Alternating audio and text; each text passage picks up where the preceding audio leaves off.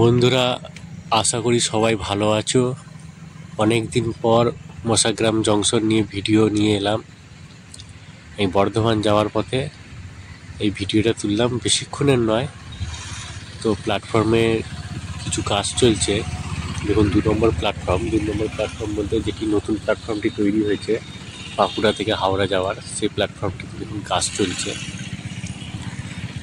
লাইনের এবং ইলেকট্রিকের টোটাল কাজ মেনটেন চলছে। এবং প্ল্যাটফর্মটির অনেকেই আমায় কোশ্চেন করছিলেন, প্ল্যাটফর্মটি কি এরকমই থাকবে না টাইলস বসবে? আশা করি মনে হয় টাইলস বসবে, কারণ প্ল্যাটফর্মটিতে অনেক কাজ চলছে। এই ট্র্যাক্টরে করে মাটি ফেলা, সিমেন্ট দিয়া দেখলাম কয়েক জায়গায় কাজ চলছে। এবার এই কাজটা কমপ্লিট না হওয়া অবধি বোঝা যাচ্ছে না লাইনের প্ল্যাটফর্মটিতে কি কাজ চলবে। দেখতে পাচ্ছেন ওখানে জেসিবি, ট্র্যাক্টর সবই রয়েছে। আর ইনারা দেখতেই পাচ্ছেন সব কাজ করছে।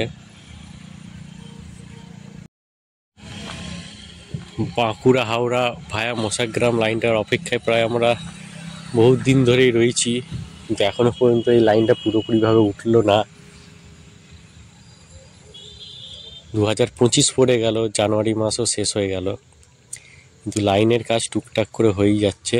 কিন্তু কবে যে উদ্বোধন হবে, কবে এই লাইনটার উপর কাজ চলবে, পুরোপুরি কমপ্লিট হয়ে ট্রেন চলবে একদম ডাইরেক্ট হাওড়া যাবে, এখনও তার অপেক্ষাতেই আমরা পড়ে রয়েছি।